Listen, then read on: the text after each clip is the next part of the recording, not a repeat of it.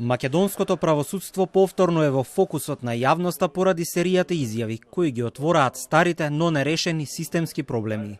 Недостатокот на кадар, ресурси и финансии ја отежнува борбата со криминалот, а правните експерти предупредуваат дека слабостите на системот бараат суштински реформи и долгорочни решенија.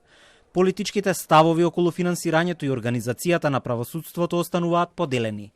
Премиерот Мицкоски останува цврсто на ставот дека не гледа причина за зголемување на платите на судиите и на обвинителите. И според него за правосудството е прифатливо да се одвојува 0,39% од БДП.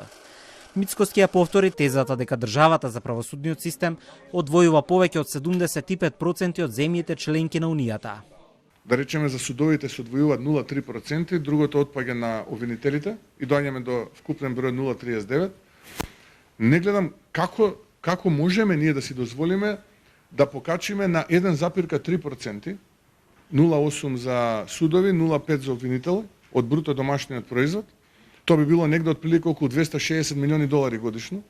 Кои тие пари ги немаме. Не е тоа мнозинство на обвинители и суди, поединци кои што зафатиле позиции, не се мрдаат, со кран не можеме да ги помрстиме од таму.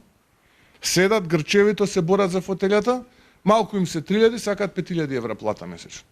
Адвокатот Драган Малиновски во топ тема на Телма изрази сериозна загриженост за состојбите во македонското правосудство, нагласувајќи дека проблемите не можат да се решат преку привремени и површни мерки. Не само што се оттежнува функционирањето на системот, туку и кадровските ресурси не се обезбедуваат навремено.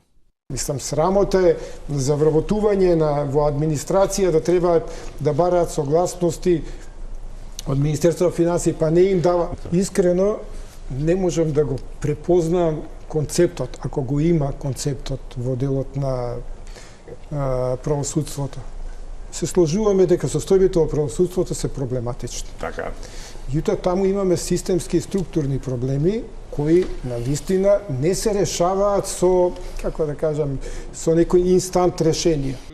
Председателот на владата вели дека ќе се направи закон кој ќе дозволи плановите за вработување и за унапредување да ги одобруваат судскиот совет и советот на јавните обвинители, но ќе бараат отчет каде се трошат парите, а Собраниска комисија ќе врши надзор на работењето на судовите и обвинителствата. Ако владата добива критики за тоа во извештај во иднина, Мицкоски вели: "Подготвен сум политички тоа да го поднесам."